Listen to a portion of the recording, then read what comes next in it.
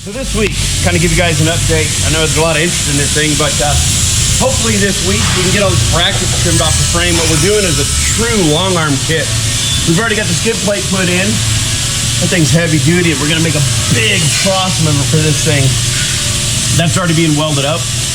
But hopefully this week we can get all these brackets for this little short arm kit taken off of here. We're gonna reuse these brackets. This is going for a new fuel cell. You know, JL, the fuel cell sits in this way. It's about a 21-gallon tank. We've designed a whole new tank, a 22-gallon, to fit back here. That'll free it up for all the links and the four link and stuff. We're kind of concentrating on the rear end of this thing. And then once we do that, we'll get the front end done. But man, it's an awesome frame. It's got some really heavy trussing. Curry makes a really cool sway bar for this thing, so we're going to utilize the whole back part of this frame. It's a really nice frame.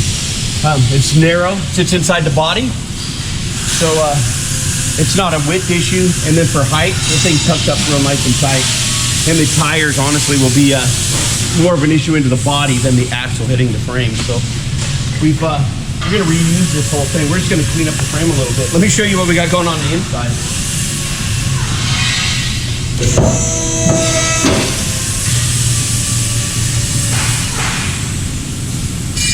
So last week right at Friday, I cut the cage out of this thing.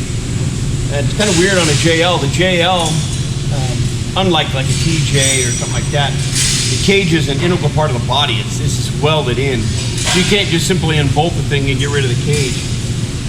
So we pulled the whole interior out of this thing, stripped it down to nothing, pulled most of the dash out, and then we cut the factory cage out. Well, because it's puny and nobody likes that. So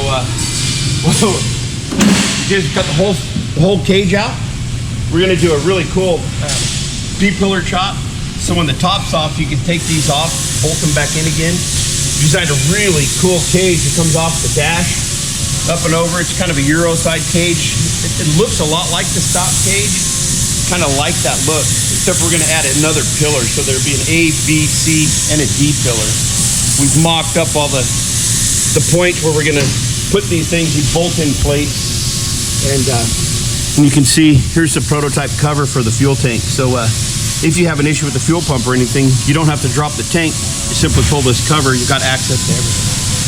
So hopefully this week we can get all the cage mounts put in. We can get all the rear part of the frame cleaned up, and then we can continue on the axle. Check this out. This is a cool axle. This is a 73.5-inch Fusion big tube, high clearance 14 bolt. This thing is massive. Look at this thing. It's awesome. So what we designed a mini truss. Because it's got such big tubes, it really doesn't need a full truss system. It ties into the snout, and then we've got the shock mounts on the rear. Sway bar mounts already done. Spin this thing around. Now we got to do some link mounts, some other things. That laser's working overtime. Great guys are working overtime. So as soon as I get those parts, we'll finish dressing out the rear axle. Man, you guys want to stay tuned. This thing's going to be cool.